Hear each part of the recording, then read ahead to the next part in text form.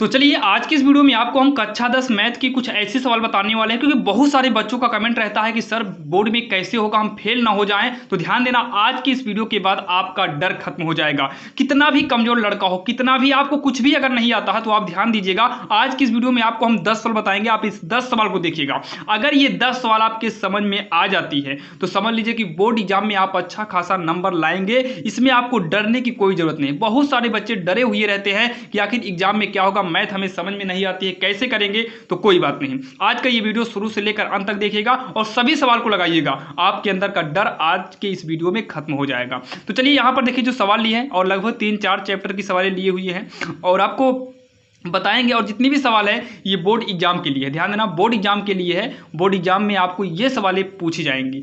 तो यहां पर देखिए बिल्कुल आसान बताएंगे, एकदम बेसिक से बेसिक बताएंगे, आपको डाउट ही नहीं रह जाएगा। बस वीडियो को आप देखिएगा, भगाइएगा नहीं, देखिए पूरा कॉन्सेप्ट देखिएगा, तभी आपके समझ में आएगा। तो चलिए देर नहीं करेंगे, चालू करते हैं। तो देखिए पहली जो सवाल है, अभाज्य गुणनखंड विधि द्वारा, अभाज्य गुणनखंड विधि द्वारा हमें 2520 और 10530 का HCF और LCM निकालना है। तो सबसे पहले यहां पर देखिए हमें जो संख्या दिया है, इस संख्या को लिखेंगे, क्या लिखेंगे, 25 20। पहले इसके हम जो है अभाज्य गुणनखंड निकालते हैं। इतने के क्या निकालते हैं, अभाज्य गुणनखंड अलग से। इतने के अभाज्य हम गुणनखंड को निकालते हैं। अभाज्य गुणनखंड कैसे निकलेगा, तो 2520 का यहाँ पर साइड में लासा निकाल लो। लासा पहले 2 से कटेगा, 2 का नम 2 होगा, ये 2 दूनी का 4, 1 बचेगा, यहाँ 12 होगा, 2 छंग 12, 2 जीरो 9 जीरो। फिर 2 से करेंगे, 2 छंग 12 होगा, 2 तिहाई, देखिए 2 छंग 12 हो गया, 2 तिहाई का 6, 2 जीरो 9 जीरो। फिर 2 से करेंगे, 2 तिहाई का 6 होगा, 2 का नम 2, 2 का नम 2 आया, फिर भी अभी एक ज़्यादा है तो एक साइड में आएगा, 10 हो जाएगा, 2 पंचे 10। 3 से करेंगे, 3 का नम 3 होगा, फिर 3 जीरो 0 होगा, फिर ये एक बचा ही रह जाएगा, ये 3 पचे 15 होगा। 315 में आप 3 से भाग देंगे तो भागफल आपका 105 आएगा। फिर 3 से करेंगे, 3 त्रिक का 9 होगा, यहाँ पर एक बचेगा, साइड में आकर 15 हो जाएगा, 3 पचे का 15 होगा। फिर 5 से करेंगे, 5 का नम 5, यहाँ पे 4 बच जाएगा, यहाँ पर आएगा 4 आगे लगेगा, तो 5 के आगे 4 45, 5 45। फिर 19 का नम क्या हो जाएगा, 19 हो जाएगा। तो इसका जो अभाज्य गुणनखंड आया है, 2 कितनी बार है, देखिए 1 2 3 बार है। तो 2 कितनी बार है, 3 बार है, 2 की पावर 3 करिए। 3 कितनी बार है, 2 बार है, 3 की पावर 2 करिए, 1 बार 5 है। और अगला क्या है, यहाँ पर देखिए, यहाँ पर थोड़ा देखिए, 3 त्रिक का 9 3 बार में आएगा, तो यहाँ पर 5 सत्ते का 35 होगा, फिर 7 इकन्नम हो जाएगा 7, मतलब 5 गुणे 7 ये होगा। ठीक, थोड़ा सा यहाँ मिस्टेक था। अगला क्या है, अगला है 10530 के अभाज्य गुणनखंड के अभाज्य गुणनखंड। ये लासा ही है भाई, लासा तो आपको आता ही होगा, नहीं आता है तो इस साइड में बता भी दिए हैं। अगर आप ऐसे ही लासा अगर 10530 का निकालेंगे तो इसमें जो आएगा भैया, 2 आपका 1 बार आएगा, 3 4 बार आएगा, 1 बार 5 आएगा और 1 13 आएगा, ये आएगा। अब उसके बाद हमें क्या निकालना है, इसका लासा निकालना है, लासा निकालना है और मासा भी निकालना है। तो सबसे पहले हम इसका HCF निकालते हैं। HCF का मतलब होता है मासा। देखिए HCF निकालने के लिए इन दोनों में से, जैसे 2 यहाँ कितनी बार है, 3 बार है, यहाँ पर कितनी बार है, 1 बार है, तो LCM में याद रखिए कम वाला लेना है। LCM में कम वाला लेना है। कम का मतलब यहाँ 2 3 बार है, इसमें 1 बार है, तो कम 1 बार है तो 1 बार लीजिए। 3 इसमें स्क्वायर का मतलब 3 गुणे 3 2 बार है, और यहाँ पर 3 4 बार है, तो कम कितनी बार है, 2 बार है, 3 को 2 बार लीजिए गुणे में। 5 दोनों में मिल रहा है ले लो, 7 नहीं मिल रहा तो उसको छोड़ दो। गुणा कराएंगे, 2 तिहाई का 6, 6 त्रिक 18, 18 पंचे 90, तो ये हो गया इसका HCF हो गया। अगला क्या निकालना है, हमें LCM निकालना है। तो LCM मतलब दोनों में जो बड़ा हो, जैसे 2 की पावर 3 बड़ा है तो उसको ले लो, यहाँ पर 3 की पावर 4 बड़ा है उसको ले लेते हैं, दोनों में 5 मिल रहा है तो उसको भी ले लेंगे, और जैसे 7 और 13 नहीं मिल रहा है ना, फिर ये भी जो नहीं मिल रहा है उसको भी अलग से ले लेंगे। जैसे जो मिल रहा है उसको ज़्यादा वाला लेंगे और जो नहीं मिल रहा है उसको हम ले लेंगे। अब इसका जब हम गुणा करेंगे, 2 का क्यूब होगा 8, 3 की पावर 4 करेंगे तो 3 की पावर 4 का मतलब है कि 3 को 4 बार लिख के गुणा कराओ। 3 त्रिक का 9, त्रिक 27, त्रिक 81 हो जाएगा। वैसे 2 को 3 बार लिखेंगे, 2 दूनी 4 दूनी 8 होगा, गुणे में 5, गुणे का 7, गुणे का 13। अब इसका आप टोटल जब गुणा कराएंगे तो ये आएगा 2,94,840, ये आएगा, और यही इसका आंसर हो जाएगा, जो कि काफ़ी आसान था और आपके समझ में आया होगा। क्योंकि इसमें देखिए इससे संबंधित हर बार एग्जाम में क्वेश्चन उठाता है, हर बार पूछता है, ध्यान देना, लासा मासा हमेशा पूछेगा, हर बार, चाहे विकल्प में ही पूछे लेकिन पूछता है। और बाकी देखिए यहाँ पर जैसे अंक को बदल सकता है, तो आप लोग ध्यान देना, लासा ओसा निकालना आपको देखिए रूल समझ में आना चाहिए। आज की इस वीडियो में आपका डर केवल खत्म करना है, आपके समझ में भले बिल्कुल ना आए, लेकिन हाँ आपको ये मतलब आपके मन में ये होना चाहिए कि हाँ अगर हम ऐसे 2-3 सवाल पढ़ लेंगे तो आने लगेगा, बस ये आपके मन में आना चाहिए, क्योंकि डर खत्म करना है हमें। क्योंकि बहुत सारा हमारे पास कमेंट आया कि पास होने की ट्रिक बताइए, मतलब डर को कैसे खत्म करें, और हम खूब पढ़ते हैं भूल जाते हैं, ये भी बहुत सारा कमेंट आता। भाई आप ही लोग करते होंगे और कौन करेगा भाई, चलिए ठीक है, जो 10 लोगों में से चलिए ठीक है 1-2 ही बच्चा करता होगा, लेकिन करते तो है आप ही डरे हुए हैं। तो ध्यान दीजिएगा, आज की वीडियो में सारा डर खत्म हो जाएगा। और ये एग्जाम में आपको बता दें यूपी बोर्ड में 4 नंबर का पूछता है, विकल्प में भी आते, जैसे यहाँ छोटा अंक दे दिया तो वो विकल्प में चला जाता। भाई एग्जाम में एक एक नंबर हमारे लिए महत्वपूर्ण होता है, ध्यान दीजिएगा। अब यहाँ पर देखिए जो दूसरे नंबर सवाल है, ये हर बार एग्जाम में पूछा, आप अनसॉल्व उठाकर देखिएगा या क्वेश्चन पेपर उठाकर देखिएगा, हर बार ये क्वेश्चन उठाता है, हर बार हमें सिद्ध करने को मिलता है। तो इसको बिल्कुल आसान तरीके से बताएंगे। सबसे पहले क्या करना है, इसी को मानना है माना, जो हमें दिया है 5√3। देखिए यहाँ पर क्या बोला है कि एक अपरिमेय संख्या है, एक अपरिमेय संख्या है, लेकिन यहाँ लिखेंगे माना 5 + √3 एक परिमेय संख्या। हमें क्या मानना है, परिमेय संख्या मानना है। वो अपरिमेय बोला है, लेकिन हमें मानना क्या है, परिमेय संख्या मानना है। तो यहाँ पर लिखेंगे 5 प्लस का √3, इसी के इक्वल में हम कर देंगे P/Q। क्या करेंगे, P/Q। जब भी परिमेय मानेंगे P/Q करेंगे। बहुत सारे टीचर X/Y करते हैं और बहुत सारे टीचर A/B करते हैं, हम तो भाई हमेशा P/Q कराते हैं, P/Q ही ज़्यादा सही रहता है। जो कि ये वाली सवाल आप यहाँ देख सकते हैं, ये देखो 4 नंबर में पूछा, ये देखो ये है सवाल, ये वाली। और इस मॉडल की सवाल हर बार पूछता, अंक को बदलता। अच्छा आप NCERT बुक उठाइएगा, ये 1B में आप जाके देखिएगा, सेकंड प्रश्नावली में आपको टोटल इसी से संबंधित मिलेगा। मनोहर रे होगी ना, उसमें आप देखिएगा लगभग हाँ 10 सवाल आपकी सेम इसी मॉडल से है, बस थोड़ा बहुत का अंक चेंज रहता है। आप समझिए, रटना नहीं है। ये वीडियो है ना, बोले ना शुरू में ही लिख दिया है कि डर खत्म करना, मतलब ये आपको समझना है, क्योंकि एक बार अगर समझ में आ गया ना तो समझ लीजिए कि आपको एग्जाम में अच्छा खासा नंबर लाने से कोई नहीं रोक सकता है। तो 5 + √3 बराबर P/Q हुआ, √3 बराबर का P/Q। ये 5 जो है ये प्लस में है, इक्वल के इधर ले आएंगे तो ये माइनस में हो जाएगा। और यहीं पर थोड़ा जब ये P/Q करिएगा, यहीं साइड में लिख देना जहाँ Q डज नॉट 0, मतलब ये नीचे जो Q है ये 0 नहीं होना चाहिए, Q डज नॉट 0, इतना करना है बस। अब इतना करने के बाद एक ब्रैकेट लगाइएगा, ये रूट में अकेले हो गया। जैसे मान लो अगर बाई चांस यहाँ पर 3 होता, इसी के आगे 3 होता, मान लो यहाँ पर भी 3 होता, यहाँ पर भी 3 होता, यहाँ पर भी 3 होता, तो इस 3 को हम पक्षांतर करते, बना ही दे क्या, तो ये हो गया। अब यहाँ पर एरो लिख के, मतलब एरो लगा के लिखेंगे अपरिमेय, और यहाँ एरो करेंगे परिमेय लिखेंगे। बाकी चलिए हम यहाँ 3 मान लो आ जाता है, जैसे मान लीजिए अगर चेंज कर भी देता है तो यहाँ पर 3 कर देंगे, यहाँ पर भी 3 कर देंगे, तो एक स्टेप और बढ़ाना पड़ जाएगा, 3 को पक्षांतर करेंगे, यही 3 हमारा बटे में आ जाएगा। भाई देखिए सवाल का रूल वही है, बस थोड़ा बहुत चेंजिंग हो जाता है, कुल मिलाकर आपको इधर रूट की संख्या को बचाना है बस। तो यहाँ पर देखिए अब ये हो गया आपका अपरिमेय, क्योंकि रूट की संख्या हमेशा अपरिमेय है, और ये पूरा लिखिए परिमेय। देखिए यहाँ पर गुणा भी अंदर कराते हैं, बाकी आप नहीं भी कराएंगे तो कोई दिक्कत नहीं होगी। तो यहाँ पर हम लिखेंगे ये विरोधाभास है, क्या लिखेंगे हम, विरोधाभास है। अब ये विरोधाभास करते ही तुरंत यहाँ पर विरोधाभास है, तुरंत आपको लिखना है आता है, जो सवाल दिया है क्या दिया है, 5 प्लस में, देखिए अभी तक ये √3 था, अब तो हम 3√3 बना दिए हैं, 5 + 3√3 बना दिए हैं, तो वही लिखते हैं। अगर देखिए √3 ना होता तो भाई यहीं पर अपरिमेय परिमेय कर देते। देखिए समझना है, रटना नहीं है। 3√3 एक, जो सवाल बोला है ना उसमें अपरिमेय बोला है, तो यहाँ लिखेंगे एक अपरिमेय संख्या है।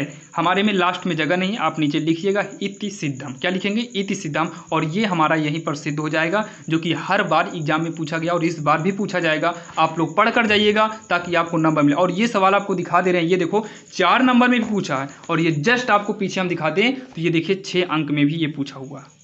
भाई रूल वही है, नियम वही है, बस 6 अंक में पूछा है। तो ध्यान दीजिएगा, ये काफ़ी इंपॉर्टेंट है। और बाकी ये प्रश्न देखिए अच्छे नंबर में 2 बार लगातार, एक ये पूछा है और सेम ये देखिए ये पूछा है, मतलब उसी √3 के आगे 2 किया है बस।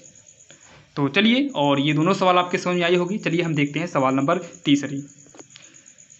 अब यहाँ पर अगर हम बात करें सवाल नंबर 3 की, तो 3 नंबर सवाल काफ़ी इंपॉर्टेंट है। आप चैप्टर 2 में जाएंगे तो वहाँ पर भी बहुपद देता है, जिसके शून्यक निकालकर हमें जांच करना पड़ता है। सेम वैसे यहाँ पर भी चैप्टर 1 में भी हमें लासा मासा निकालने के बाद जांच करना पड़ता है। तो आइए इसको हम देखते हैं। सबसे पहले क्या दिया है, जो संख्या दिया हम उस संख्या को लिखेंगे, जैसे 26 है और 91 है, ठीक। अब क्या करेंगे, हम 26 का लासा निकालते हैं साइड में। अभी आपने पहले नंबर सवाल भी सेम इसी प्रकार से देखे थे। 2 से कटेगा 2 इक्का नाम 2, 2 तिहाई 6, फिर 13 से कटेगा 13 इक्का नाम 13, मतलब 26 का जो अभाज्य गुणनखंड हुआ वो 2 गुणे 13 होगा। अच्छा 91 का करेंगे तो 7 से काटिए, 7 इक्का नाम 7 होगा, 2 बचा 7 21, मतलब 13 7 91, मतलब ये 7 गुणे का 13 हो जाएगा। हमको चाहिए क्या, HCF चाहिए। HCF का मतलब जो दोनों में मिले, जैसे 13 इसमें भी है 13 इसमें भी है, तो HCF में 13 लिख देंगे बस। अगला क्या निकालना है, LCM निकालना है। तो LCM का रूल क्या है, जैसे दोनों में 13 मिला तो इस 13 को लिख लीजिए।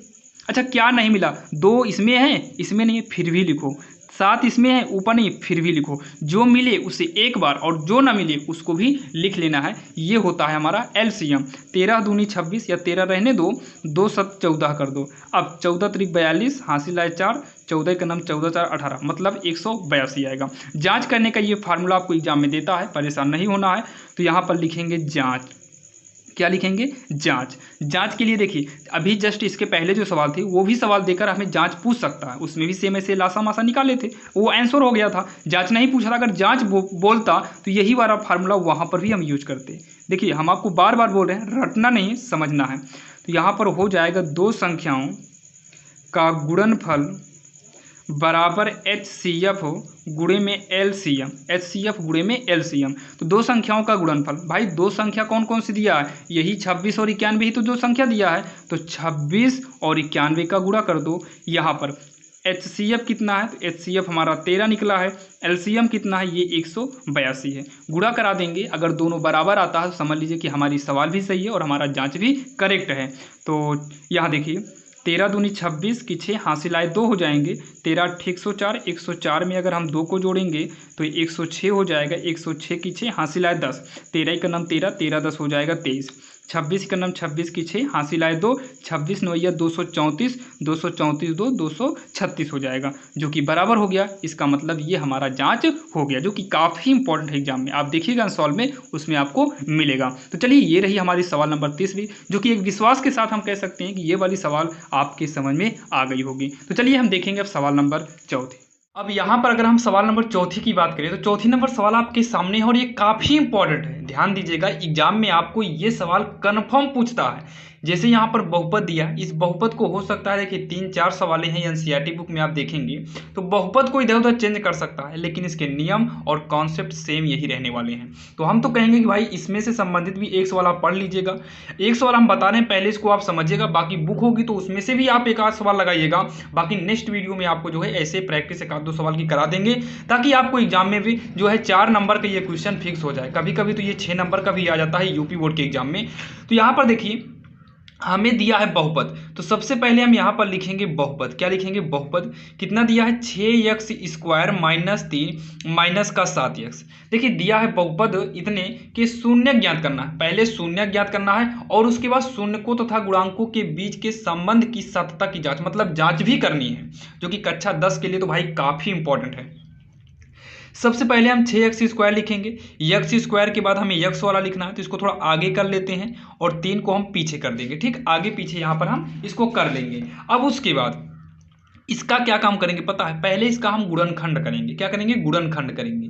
गुणनखंड का रूल होता है आदि अंत का गुणा, तो 9 6 त्रिक 18 हो जाएगा, 6 त्रिक 18 और घटाने पर 7 लाना है तो 9 दूनी 18, 9 में से 2 घटाएंगे तो 7 आ जाएगा। तो ये होगा 6x स्क्वायर हो जाएगा। उसके बाद माइनस का यहाँ हो जाएगा 9x माइनस का 2x, 9 में से 2 घटाएंगे 7 आ जाएगा, 9 दूनी का 18, मतलब 6 त्रिक 18 मैच कर रहा है, माइनस का 3 होगा। अब उसके बाद ये हो जाएगा 6x स्क्वायर माइनस में 9x माइनस माइनस क्या होगा, प्लस का 2x हो जाएगा माइनस का 3। अगर आप पढ़ने में मानना कि कमज़ोर हैं, अगर गुणनखंड में दिक्कत हो रही है तो आप लोग एक बार यूट्यूब पर डाल देना गुणनखंड कैसे करें, या फिर हम डिस्क्रिप्शन में लिंक डाल देंगे, आप गुणनखंड करना वहाँ से सीख सकते हैं। बाकी गुणनखंड करना काफ़ी आसान होता है। जैसे यहाँ पर देखिए ना, बहुपद पहले x स्क्वायर फिर x करेंगे फिर 3 करेंगे, फिर आदि अंत का गुणा करना होता है। आदि अंत मतलब 6 त्रिक का 18 और 18 का हम क्या करेंगे, लासा लेते हैं, 2 9 18 आएगा, फिर 3 त्रिक का 9, 3 का 9 3, और इसका ऐसा जोड़ा बनाइए कि घटाने पर 7 आए, तो 3 त्रिक का 9 हो जाएगा, 9 में से 2 घटाएंगे तो 7 आएगा। इस तरीके से ज़्यादा कठिन होता नहीं, आपके समझ में आ गया होगा। बाकी minus 9x minus minus plus का 2x माइनस का 3, इन दोनों में अगर हम बात करें तो 3x कॉमन लेंगे तो 3 दूनी का 6, 2 बचेगा, एक यक्स बाहर जाएगा फिर भी यहाँ पर एक यक्स बचेगा माइनस, यहाँ से 3 कॉमन लिए हैं तो भी 3 त्रिक का 9 बचेगा, यक्स बाहर निकल गया तो यक्स नहीं बचेगा। अच्छा इन दोनों में तो कुछ मिल भी नहीं रहा, यहाँ पर कुछ नहीं मिले, जब कुछ ना मिले ना तो हम 1 कॉमन लेते हैं और यहाँ 2 यक्स है 2 यक्स रहने दो, यहाँ 3 है 3 को रहने दो, जब 1 कॉमन लेते हैं तो आपको वैसे ही रह जाएगा। अब उसके बाद जो दोनों ब्रैकेट में मिले उसको हम एक ब्रैकेट में कर लेते हैं और जो बाहर है उसको भी हम एक ब्रैकेट में बंद कर लेते हैं। ठीक, इतना आप कर लेंगे। अब ये हो गया हमारा बहुपद, लेकिन सबसे पहले क्या बोला है पता, शून्यक निकालना है। तो शून्यक निकालना है तो यहाँ पर लिखेंगे हम शून्यक के लिए, क्या लिखेंगे हम, शून्यक के लिए। जब यहाँ पर हम शून्यक के लिए लिखेंगे तो यही दोनों लिखना है, 2x माइनस का 3 और 3x प्लस का 1, दोनों के बराबर में हम क्या करेंगे, शून्य यानी कि 0 कर देंगे। शून्य के लिए जो है इन दोनों को लिखकर बराबर में हम क्या करेंगे, 0 कर देंगे। अब पहला वाला लिखेंगे 3x प्लस में 1 इक्वल का 0, इक्वल में कितना करेंगे, 0 करेंगे। ये ब्रैकेट भी लगा सकते हैं, ब्रैकेट हटा दो कोई दिक्कत नहीं। तो यहाँ 3x ये प्लस में है, इक्वल के इधर आएगा तो -1, 0 का मतलब कुछ भी नहीं होता, तो 0 को हम यहाँ पर हटा देंगे। तो x बराबर हो जाएगा -1, 3 का पक्षांतर करेंगे बटे में 3 आएगा, यानी कि x बराबर कितना हो गया, -1/3। ये पहला मान है। यहीं पर पुनः करेंगे, यहाँ पर लिख देते हैं पुनः, जैसे ही इसे लिए थे वैसे ये वाला लेंगे। तो 2x - 3 के बराबर में 0 कर देंगे, तो ये हो जाएगा 2x बराबर, माइनस में इधर आएगा तो प्लस हो जाएगा, x बराबर 3, 2 का पक्षांतर करेंगे बटे में, यानी कि x का मान 3/2 आएगा। अब यहाँ पर लिखेंगे अतः, लास्ट में क्या लिखेंगे, अतः बहुपद। बहुपद क्या था, 6x² था, -3 - 7x। आपके सवाल में यही बहुपद था, बाद में हम आगे पीछे किए थे। इतने के शून्य, क्या लिखेंगे, इतने के शून्य को, पहला शून्य कितना है, -1/3 तथा अगला कितना है, 3/2। शून्य -1/3 तथा 3/2 होंगे, ये इसके शून्यक आ गया। इतना तो आप निकाल लेंगे। शून्यक के बाद हमें क्या करना रहता है, जांच। तो यहाँ पर हम करेंगे जांच। जांच के लिए मेनली आपको 2 फार्मूले की जरूरत पड़ती है। पहला होता है शून्यकों का योग या योगफल, तो यहाँ पर लिखेंगे शून्यकों का योगफल। शून्यकों का योगफल जो होता है पता है, ये -x का गुणांक, इसका फार्मूला होता है -x का गुणांक बटे में x² का गुणांक, बटे में x² का गुणांक। तो शून्यकों का योग की बात करें तो शून्य कौन कौन से हैं, -1/3 है और अगला 3/2 है। तो शून्यकों का योग कर दो, -x का गुणांक, तो x का गुणांक, x के गुणा में कितना है, -7 है, तो यहाँ -7 करेंगे। x² का गुणांक, तो x² के गुणा में कितना है, 6 है, 6 कर देंगे। यहाँ पर देखिए 3 2 का लासा लेंगे तो 6 आएगा, जबकि 3 दूनी, जब दोनों का गुणा ही लासा हो तो ऐसे तिरछा गुणा करा तो 2 × 9 2 होगा और उधर 3 त्रिक का 9 हो जाएगा। तो ये माइनस माइनस कट के क्या हो जाएगा, प्लस का 7, जबकि आगे प्लस लिखेंगे नहीं, 6। 9 में से 2 घटाएंगे तो ये 7/6 हो जाएगा, बराबर में 7/6। जब ये दोनों बराबर आ जाए, जो कि ये हमारा जो है पहला जांच कंप्लीट हो गया, शून्यकों का योग। यहीं पर देखिए दूसरा जांच जो होता है, शून्यकों का गुणनफल करना पड़ता है। थोड़ा देखिएगा जगह कम है, शून्यकों का गुणनफल, इसका जो फार्मूला होता है ये भी ज़्यादा कठिन नहीं होता है, बिल्कुल आसान होता है। यहाँ पर देखिएगा ये होता है अचर पद,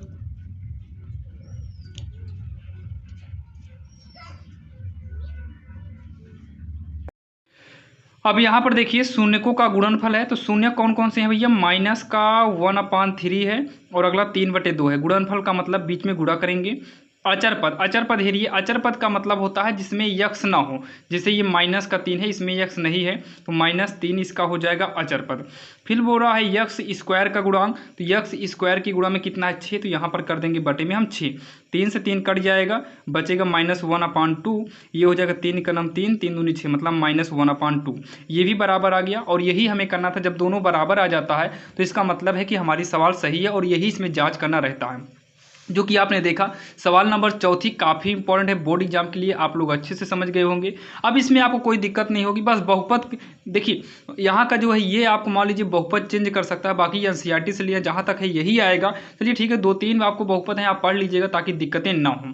ध्यान देना, डर नहीं होना चाहिए एग्जाम में बैठने के बाद, मतलब जिस दिन एग्जाम हो उससे 10 दिन पहले या 15 दिन पहले मन में ये डर नहीं उठना चाहिए कि हम फेल हो जाएंगे। ध्यान, डर को हमें खत्म करना है। तो चलिए हम देखते हैं सवाल नंबर 5। अब यहाँ पर जो है 5वीं नंबर सवाल देखिए आपके सामने है, एक द्विघात बहुपद ज्ञात कीजिए जिसके शून्य का योग और इसका गुणनफल क्रमशः दिया हुआ है। और आपको हम बता दें शून्य का योग गुणनफल, अगर आप चैप्टर 2 में चले जाइए, आप एनसीईआरटी बुक उठाएंगे तो आपको केवल 2 मॉडल की सवाल मिलेगी। जैसे इसके पहले आपने चौथी देखा था और ये 5वीं, यही 2 मॉडल की है ही चैप्टर 2 में। जो डर लगता है कि कैसे होगा कैसे नहीं, तो आपको बता दें केवल 2 मॉडल की सवाल आप पढ़ लीजिए, एग्जाम में इन दोनों में से एक सवाल कन्फर्म पूछेगा। इसके अलावा नहीं, अंक को बदल सकता है, बस ध्यान देना अंक को बदल सकता है। बाकी आप और एक दो वीडियो बनाएंगे, आप प्रैक्टिस करिएगा, 2-4 वीडियो अगर आप पढ़ लेते हैं समझ लीजिए कि आपकी सारी प्रॉब्लम खत्म हो जाएगी। जो डर बना रहता है कि क्या हम मैथ में पास होंगे कि नहीं, तो आज की इस वीडियो का डर आपका खत्म हो जाएगा। ध्यान देना, एक द्विघात बहुपद ज्ञात करना है जिसके शून्यकों का योग, तो यहां पर लिखेंगे शून्यकों का योग। क्या लिखेंगे? शून्यकों का योग। शून्य के कोई योग को हम लोग अल्फा प्लस बीटा से दिखाते हैं, कभी कभी योग फल दे देता है, शून्यकों का योग। फिर उसके बाद दिया है गुणनफल, यानी कि शून्यकों का गुणनफल। क्या लिखेंगे? शून्यकों का गुणनफल। तो गुणनफल को हम अल्फा बीटा से प्रदर्शित करते हैं। अब उसके बाद यहाँ पर देखिए शून्यकों का योग की बात करें तो ये 1/4 दिया हुआ है, और इसके गुणनफल की बात करें तो ये हमें -1 दिया है।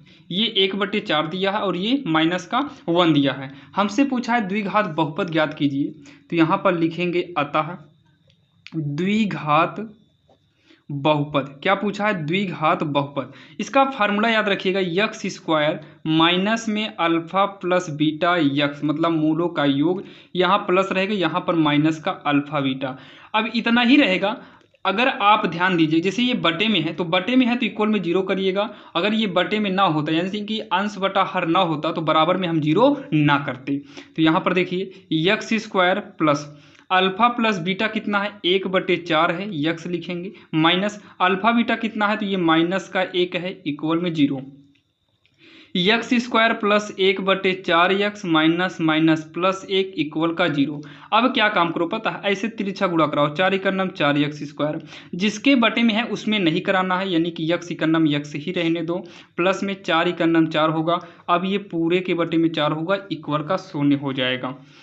ये x square plus 4 x square plus x plus 4 equal, ये देखिए 4 का तिरछा गुणा करा देंगे 0 होगा। यहाँ जब तिरछा गुणा किए थे ना तब ये पूरे के बटे में हो गया। अब ये तिरछा गुणा कराएंगे, 4 × 0 हो जाएगा।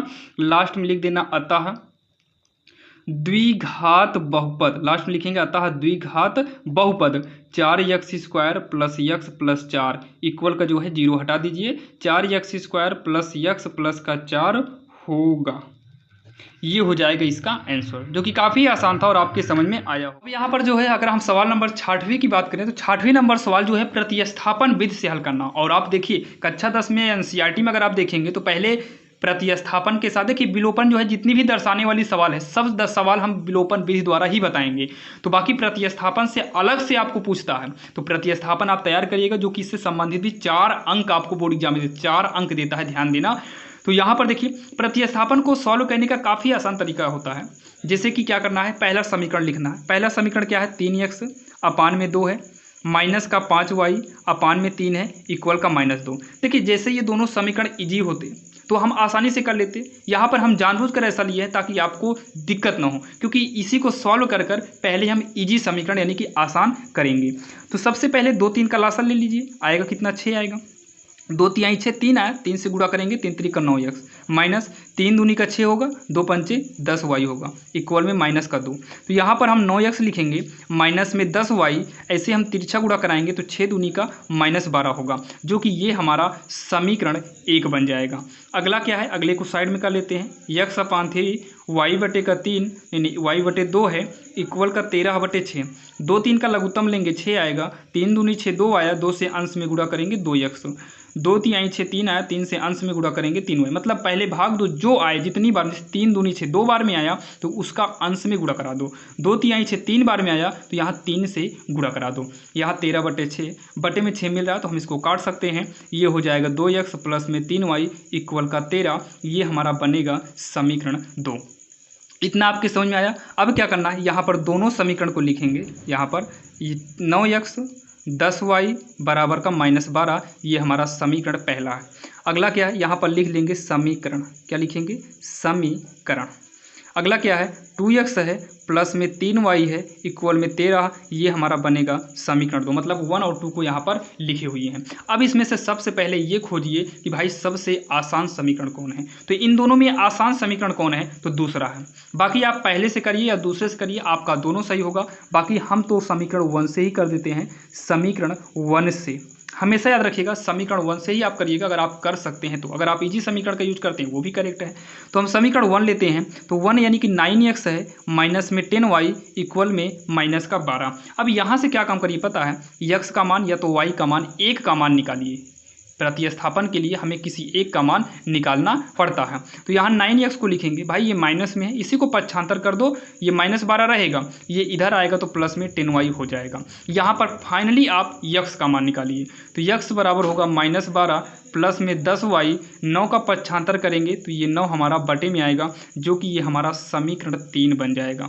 क्या बनेगा, ये समीकरण 3 बन जाएगा। अब इस x का मान जो है हम देखिए कहाँ से निकाले हैं, समीकरण 1 से निकाले हैं। तो अब समीकरण 1 की चर्चा खत्म कर दो। अब यहाँ पर समीकरण 1 का यूज नहीं करना है। प्रतिस्थापन का रूल ही यही है कि आप जब इससे एक दूसरा समीकरण बन जाए तो आप इस समीकरण का यूज मत करिए। यानी कि कौन सा यूज कर सकते हैं, दूसरा। तो x का मान हम समीकरण 2 में प्रतिस्थापित करेंगे, रखेंगे नहीं, प्रतिस्थापन विधि द्वारा प्रतिस्थापित करेंगे। तो x का मान हम समीकरण 2 में प्रतिस्थापित करेंगे। तो x यहाँ लिखेंगे, x का मान समीकरण 2 में प्रतिस्थापित करने पर तो चलिए समीकरण इसमें प्रतिस्थापित करते हैं। तो 2 लिखेंगे, x की जगह पूरा रखेंगे, -12 प्लस में 10y पूरे के बटे में 9 ब्रैकेट बंद, फिर प्लस में 3y। मतलब पूरा यही समीकरण उतारेंगे, बस जहाँ x मिला ना पूरा का पूरा वही रख दिए बस। प्लस में 3y बराबर का 13, तो बराबर का हम 13 कर देंगे। 2 से अंदर गुणा कराओ, ये अंश में है तो 2 बराबर में माइनस का 24 होगा, प्लस में 2 दहम में 20y पूरे के बटे में 9 होगा, प्लस में 3y इक्वल का 13 कर देंगे। अब इसके आगे जो है ये माइनस का 24 लिखेंगे, प्लस में 20y लिखेंगे। ऐसे तिरछा गुणा कराएंगे तो 9 त्रिक 27 होगा। जब तिरछा गुणा कराए ना, अब ये 9 पूरे के बटे में हो गया। अभी तक इन दोनों के बटे में था, जैसे ही तिरछा गुणा कराए वैसे अब ये पूरे के बटे में हो गया। इक्वल का हम क्या करेंगे, 13 कर देंगे। तो माइनस का 24 लिखेंगे, प्लस में 27 और 20 को जोड़ेंगे, 27 20 हमारा 47y हो जाएगा। तिरछा गुणा करेंगे 13 9 117, कितना होगा, 117 हो जाएगा। अब यहाँ पर 47y करेंगे, 117 माइनस का 24 इधर आएगा, प्लस का 24 हो जाएगा। तो ये हमारा 47y होगा, 7 4 11 हासिल आए 1, 2 1 3 हासिल 1 4 होगा 1, यानी कि कितना आ गया, 141 हो गया।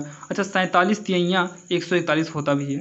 y बराबर का कितना हो जाएगा, 3 हो जाएगा। y बराबर कितना होगा, 3 होगा। अब y का मान निकला है, y का मान उठाइए और ये जो समीकरण 3 बनाए थे ना, y का मान समीकरण 3 में रख दीजिए। आपकी प्रतिस्थापन नहीं करना, आपकी रखना है। x का मान प्रतिस्थापित किए थे क्योंकि x के बराबर में y था, यहाँ पर y के बराबर में केवल गिनती है, तो गिनती वाले में हमें रखना पड़ता है। तो y का मान हम समीकरण 1 में नहीं 3 में रखेंगे।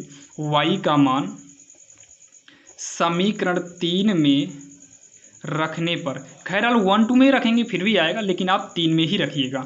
तो y का मान हम समीकरण 3 में रखेंगे। तो x बराबर -12 प्लस में 10 इंटू y आ गया, तो y की जगह 3 रखेंगे बटे में 9। तो x बराबर -12 प्लस में 10 तिहाई का 30 होगा, बटे में 9 करेंगे। x बराबर 30 में 12 घटाएंगे 18 आएगा, बटे में 9, 9 दूनी का 18। x बराबर कितना हो जाएगा, 2 हो जाएगा। x बराबर कितना हो जाएगा, 2 हो जाएगा। अतः x बराबर 2 y बराबर 3, यही इसका जो है फाइनली आंसर हो जाएगा, जो कि काफ़ी आसान है और आपके समझ में भी आया होगा, क्योंकि हमने कोशिश किया कि आपको पूरा का पूरा अच्छे तरीके से बताया जाए और ये आपको समझ में आए, और हमने पूरी कोशिश की आपके समझ में आए और आपके समझ में भी आया होगा। बाकी आपके समझ में आया कि नहीं, ये आप कमेंट बॉक्स में कमेंट करके बताइएगा। तो चलिए, ये हमारी 6वीं नंबर सवाल थी और विश्वास के साथ कह सकते हैं कि आपको प्रतिस्थापन विधि अगर बिल्कुल भी नहीं आती थी ना, 80% तो आ ही गया होगा। बाकी बचे 20%, आप 1 2 सवाल जहाँ और पढ़ोगे वहाँ आपका फाइनल हो जाएगा। देखिए, अगर आप बिल्कुल नहीं पढ़े हैं, तो अगर आप एक भी बार पढ़े होंगे तो ये समझ लो समझ में आपके आई होगी। तो चलिए हम देखते हैं सवाल नंबर 7वीं। अब यहाँ पर देखिए, अगर हम सवाल नंबर 7वीं की बात करें तो ये जो है, अगर आप मनोहर बुक अगर आपके पास हो, जैसे होता है ना NCERT वाली जो मनोहर बुक होती है, आप उसमें जाएंगे तो लगभग ये आपको ये सवाल 3-4 सवाल प्रश्नावली में और 2-3 सवाल आपको यानी कि एग्जाम्पल, यानी कि लगभग 7-8 सवाल आपको ये मिलेगी सेम, बस थोड़ा बहुत का चेंजिंग रहता है बस। और ये एनसीईआरटी में आप जाएंगे तो आपको 3-4 सवाल एनसीईआरटी में मिलेगा, 3-4 सवाल एनसीईआरटी मिलेगा, जो कि काफ़ी इंपॉर्टेंट है और एग्जाम में भी ये कई बार पूछा गया है। यहाँ पर आपको रटना नहीं बल्कि आपको इसके कॉन्सेप्ट को समझना है। हम कोशिश करेंगे इतना आसान बताएंगे कि आपके समझ में आ जाए। तो जैसे देखिए, ध्यान से सुनिएगा, दर्शाने वाली सवाल तो आप लोग पहले एग्जाम में या आप अभी कहीं मतलब पढ़ें, जब भी पढ़ें आप दर्शाने वाली सवाल, आप कोशिश करिए कि एक बार पहले उस सवाल को आप पढ़ लें। जैसे यदि किसी भिन्न के अंश और हर दोनों में 2 जोड़ दिया जाए, मतलब अंश और हर में अगर हम 2 जोड़ते हैं तो वह 9/11 हो जाती है। यदि अंश और हर दोनों में 3 जोड़ दें तो वो 5/6 हो जाती है। और हमें भिन्न ज्ञात करना, तो वह भिन्न ज्ञात कीजिए। अच्छा, यहाँ से आप देखिए, यहाँ भिन्न की बात किया है, तो भाई अगर भिन्न की बात किया है तो भिन्न में कुछ अंश होना चाहिए, कुछ हर होना चाहिए। ये अंश और हर में जोड़ने की बात कर दिया है, मतलब पता, इसे मान लो मैं कह दूँ आपसे, भाई आप पास हो गए, भाई पास हो गए, ये तो बोले नहीं कि एग्जाम में पास हो गए, पास हुए तो हुए कहाँ हुए, बोलना चाहिए ना कि एग्जाम में पास हो गए या किस काम में पास हो गए। जैसे मान लो आपको काम करना है, अब आपको बताया ही ना जाए कि कौन सा काम करना है, वैसे ही तो बोला गया अंश हर में 2 जोड़ दिया जाए, ना तो अंश का पता है ना तो हर का पता है, ऐसे कंडीशन में अंश और हर को हम मानेंगे। तो यहाँ पर लिखेंगे माना अंश यक्स तथा हर वाई है, अंश को यक्स मान लेंगे और हर को वाई मान लेंगे, तो वह भिन्न जो हमारी बनकर तैयार होगी अंश में यानी कि ऊपर यक्स और नीचे वाई, तो वह भिन्न यक्स बटे वाई होगी। क्या होगी? यक्स बटे वाई होगी। अब आते हैं हम लोग सीधा प्रश्नानुसार में। कहाँ आएंगे? प्रश्नानुसार में। यहाँ पर आप लोग थोड़ा सा भैया समझने की कोशिश करना। आप लोग एग्जाम में इसे लिखिएगा, यदि किसी भिन्न के अंश और हर दोनों में 2 जोड़ दिया जाए तो वह 9/11 हो जाती है। आप यहाँ पर इसी के प्रश्नानुसार में आप हिंदी नोट करिएगा। हम यहाँ हिंदी नहीं लिखेंगे, लेकिन आप लोग एग्जाम में इस हिंदी को नोट करिएगा। तो यहाँ पर समझने की कोशिश करना, यक्स बटे वाई को हम लिखते हैं, आप लोग हिंदी लिखने के बाद लिखना, हम हिंदी नहीं लिख रहे हैं। यक्स बटे वाई लिखें, बोला है अंश और हर दोनों में 2 जोड़ दिया जाए, मतलब अंश में भी 2 जोड़ दिया जाए और हर में भी 2 जोड़ दिया जाए। अगर हम ऐसा करते हैं तो वह भिन्न 9/11 हो जाती है, मतलब ये 9/11 में बदल जाती है। अब तिरछा गुणा करा दो, तो 11 यक्स प्लस 2, मतलब तिरछा गुणा कराएंगे तो ब्रैकेट तो लगना ही है भाई, गुणा करना है तो दोनों में करेंगे। यहाँ से 9 में करेंगे, मतलब 9 का तिरिया गुणा, तो वाई प्लस का 2 हो जाएगा। आइए इसको सॉल्व करते हैं। तो 11 यक्स होगा, प्लस में 11 दूनी का 22 हो जाएगा, 9 से करेंगे 9 वाई होगा, 9 दूनी का 18 होगा। तो ये 11 यक्स, ये इधर आएगा तो माइनस का 9 वाई, इक्वल में यहाँ पर 18 है, इधर आएगा माइनस का 22। तो 11 यक्स माइनस में 9 वाई, ये घटाएंगे तो माइनस का 4, जो कि ये बन जाएगा हमारा समीकरण 1 हो जाएगा। अब उसके बाद यहाँ पर हम लिखेंगे पुनः, क्या लिखेंगे? पुनः। फिर से क्या बोला है? यदि अंश और हर दोनों में 3 जोड़ दिया जाए, तो आप इसको भी हिंदी लिखना, जोड़ दिया जाए तो वह 5/6 हो जाती है। हिंदी लिखना, बोला क्या? अंश और हर दोनों में 3 जोड़ना है, तो फिर से वही यक्स बटे वाई, अंश में भी 3 जोड़ना है, हर में भी 3 जोड़ना है, तो ये भिन्न 5/6 हो जाती है। अगर आप यहाँ हिंदी नहीं लिखते हो, आप ऐसे भी कर देते हो, तो आपका पूरा नंबर मिलेगा, कटेगा नहीं। तो तिरछा गुणा कराएंगे तो 6x, 6 3 का 18 हो जाएगा, इधर कराएंगे तो ये 5 वाई, ये पंक्तियाई का 15 हो जाएगा। ये होगा 6x, इधर आएगा माइनस का 5 वाई, इक्वल का 15, 18 इधर लाएंगे तो माइनस का 18 होगा। ये हो गया 6x माइनस 5 वाई, इसको घटाएंगे तो -3 होगा, जो कि ये हमारा समीकरण 2 बन गया। क्या बन गया? समीकरण 2 बन गया। अब यहाँ पर देखिए, अब ये विलोपन विधि से हम इसे सॉल्व करेंगे। किस विधि से? विलोपन विधि से सॉल्व करेंगे। आप लोग ध्यान से सुनना, आखिर विलोपन विधि का रूल क्या होता है। जैसे यहाँ पर 9 वाई है, यहाँ पर 5 वाई है, कुछ ऐसा करो कि ये वाला वाई और ये वाला वाई दोनों बराबर आ जाए। तो ध्यान से सुनिएगा, अगर यहाँ पर देखिए हम वैसे लगा दे रहे हैं, ठीक, आप लोग करिएगा नहीं। अगर हम इसमें 5 से गुणा करा दें तो 9 × 5 = 45 हो जाएगा। यहाँ अगर हम 5 से गुणा करा दें तो 9 बचेगा 45 हो जाएगा, और यहाँ पर अगर हम 9 से गुणा करा दें तो 9 बचेगा 45 हो जाएगा। जो पेंसिल से लिखे भाई इसको आपको नहीं लिखना है, ये समझो कि ना के बराबर केवल समझना है। 5 9 45, 45 हुआ ना, और 9 बचे 45, 45 हो गया कि नहीं, मतलब 45 45 मिलना चाहिए। या तो यक्स वाले में यहाँ पर 6 से कराओ तो 11 चक्का 66 होगा, और यहाँ 11 से कराओ ताकि 6 11 में 66 हो जाए, मतलब एक को मैच कराना है। नहीं मैच कर रहा है तो कोई बात नहीं, 5 से गुणा कराओ और यहाँ 9 से कराइए। तो समीकरण 1 में 5 से, यहाँ लिखेंगे हम समीकरण 1 में 5 से, तथा समीकरण 2 में 9 से गुणा करके अब जोड़ना है कि घटाना है उसका क्लियर हम यहाँ पर कर लेंगे। तो आइए भैया इसमें 5 से कराएंगे, 11 पचे 55 यक्स माइनस का 5 9 45 हो जाएगा, y इक्वल के बाद भी कराना है, 5 चौक 20 माइनस का 20 हो गया। यहाँ पर 9 से करेंगे, 9 छंग 54 यक्स माइनस 9 पचे का 45 y और 9 त्रिक का 27। देखिए दोनों चिन्ह मिल रहे हैं तो ये कटेगा नहीं, ये घटेगा। तो ऐसे कंडीशन में यहाँ लिख देंगे घटाने पर, गुणा करके घटाने पर। तो घटाते समय ये प्लस में है माइनस में होगा, ये माइनस में है प्लस में हो जाएगा, ये माइनस में प्लस में हो जाएगा। चिन्ह को नीचे लिखना, उसको काटना नहीं है, बस आपको ये समझ लेना है कि अब ऊपर वाले चिन्ह की वैल्यू खत्म हो गई है। तो ये 55 में 54 को घटाएंगे तो केवल एक यक्स बचेगा, माइनस का है ये प्लस का हो गया, आप कट गया। ये माइनस 20 है ये प्लस में हो गया, तो 27 में 20 को घटाएंगे तो ये 7 आएगा। यानी कि हम यक्स की बात करें तो यक्स कितना आ गया, 7 आ गया। अब यक्स का मान उठाकर चाहे आप समीकरण 1 में रख दो या फिर समीकरण 2 में रख दो, यहाँ से आप y का मान निकाल लीजिए। तो y देखिए ये वाला समीकरण हमारे नज़दीक है, तो यहाँ पर हम यक्स का मान समीकरण 2 में ही रख देते हैं। तो यक्स का मान आप 1 में रखेंगे, 2 में मान 1 ही आएगा।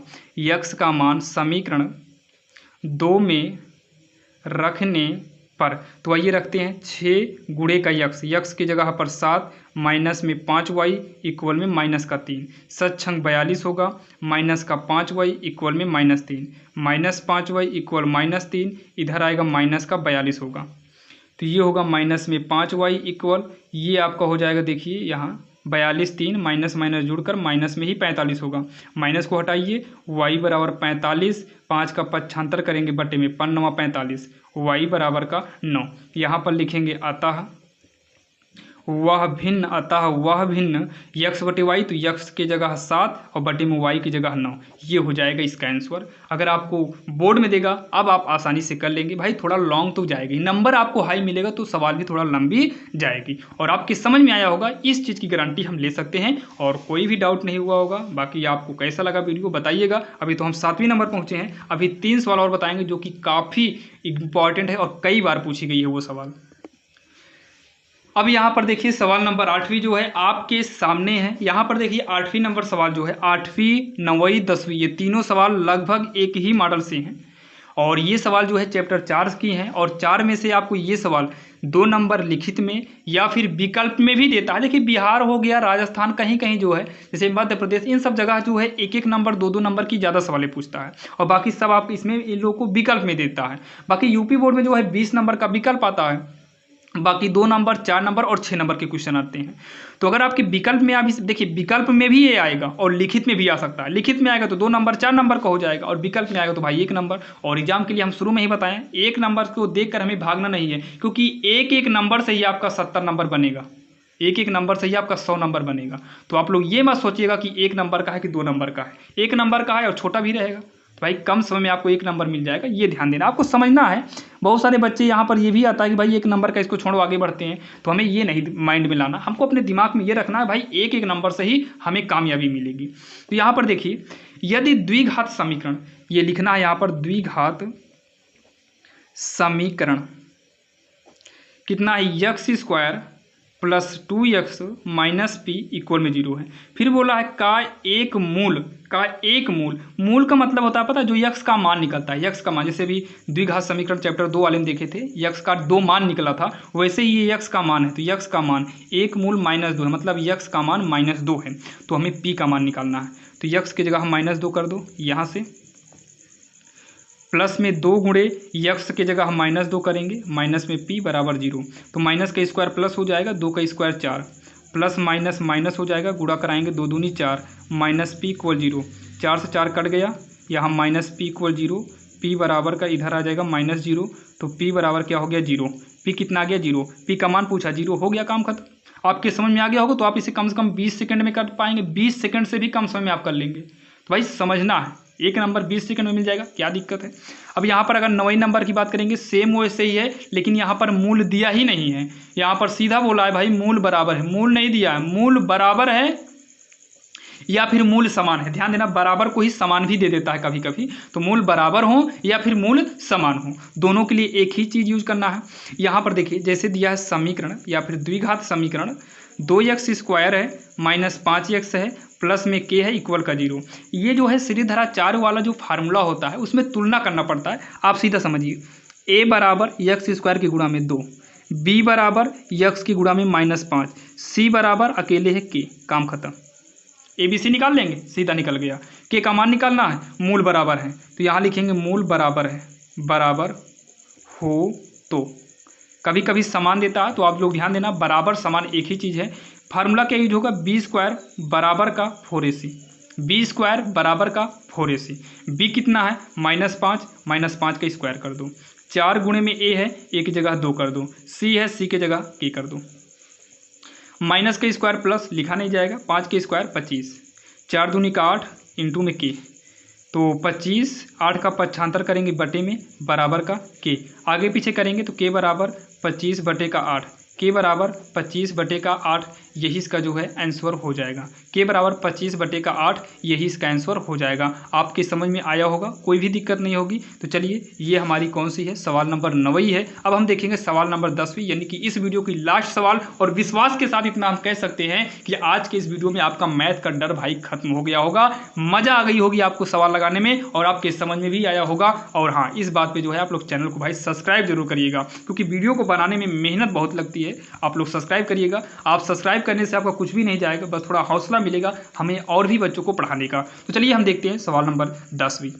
अब यहाँ पर देखिए सवाल नंबर 10वीं जो है श्रेणी से लिया गया है, जो कि आपको पता होगा भाई, श्रेणी से भी काफ़ी इंपॉर्टेंट क्वेश्चन जो है एग्जाम में उठाए जाते हैं, और ये काफ़ी इंपॉर्टेंट में ही एक है, जो कि ये विकल्प में आपसे पूछे जाने के चांसेस ज़्यादा रहते हैं। तो ध्यान देना। और आज की इस वीडियो में आपको हम 6 नंबर वाले क्वेश्चन तो लेकर नहीं आए, बाकी इसके पहले 2 सवाल जो अंश और हर में जोड़ने वाला था वो वाला, और जो बहुपद वाली थी जांच करने वाला, ये दोनों सवाल 6 नंबर में पूछा जा सकता है। बाकी सभी सवाल 4 नंबर, 2 नंबर, और जैसे आप बिहार से हैं, मध्य प्रदेश से हैं, तो 1 नंबर, 2 नंबर विकल्प यहाँ तक के लिए हैं। और देखिए हम आपको बार बार बोल रहे हैं भाई, नंबर देख के आप भागेगा नहीं भाई। अगर आपके समझ में सवालें आ जाती हैं तो 6 नंबर वाले तो आप चुटकियों में कर लेंगे भाई। देखिए दिक्कतें शुरू में होती हैं। बात करें सवाल नंबर 10वीं की, तो भाई ये श्रेणी से लिया गया, और समांतर श्रेणी की सवाल भी काफ़ी इंपॉर्टेंट होती है। चलिए यहाँ पर देखिए, सबसे पहले आपको एग्जाम में जैसे देखिए विकल्प में आता तो कोई बात नहीं, अगर लिखित में आता है तो आपको लिखना पड़ेगा एक बार समांतर श्रेणी कितना है, 21 है, 18 है, 15 है, डैश ऐसे करके हमें कहाँ तक जाना है भाई, 15वें पद तक जाना है, 15वां पद। तो इसमें क्या है, सबसे पहले वाले को हम लोग बोलते हैं प्रथम पद, और प्रथम पद को हम ए से दिखाते हैं, ए बराबर 21। उसके बाद हम लोग सार्वमान्तर निकालते हैं डी। डी क्या है कि पीछे वाले से आगे वाले घटाना है, पीछे मतलब 18 में से 21 को घटाना रहता है, तो ये डी कितना आ जाएगा, ये माइनस का 3 आएगा। 15वां पद, तो यहाँ पर देखिए 15वां पद, 15वें पद का एक फार्मूला होता है ए प्लस का 14d। जैसे यहाँ 17 होता तो ए प्लस का 16d, मतलब जितना है उसी में से एक कम डी करिए, तो ए की जगह 21 करेंगे, प्लस में 14 गुणे डी के स्थान पे -3 कर देंगे, ये होगा 21 प्लस माइनस माइनस 14 त्रिक का 42, और इसको घटाएंगे तो ये माइनस का 21 आएगा, और विकल्प में आपके कहीं ना कहीं -21 रहेगा, वहीं पर हमें टिक लगा देना है। तो चलिए आज की इस वीडियो में आपको हमने टोटल 10 सवाल बताया है, और इतना तो विश्वास है कि आपकी ये समझ में आया होगा। और आप अगर इस चैनल पर नए हैं तो सब्सक्राइब जरूर करिएगा, और ऐसे ही इंपॉर्टेंट क्वेश्चन के लिए आप जो है डिस्क्रिप्शन में जाइएगा, वहाँ लिंक दे देंगे जहाँ पर और भी आपको इंपॉर्टेंट क्वेश्चन मिलेंगे, और वहाँ से आप लोग अपने बोर्ड एग्जाम की बेहतरीन तैयारी कर सकते हैं। तो चलिए मिलते हैं किसी अन्य वीडियो में।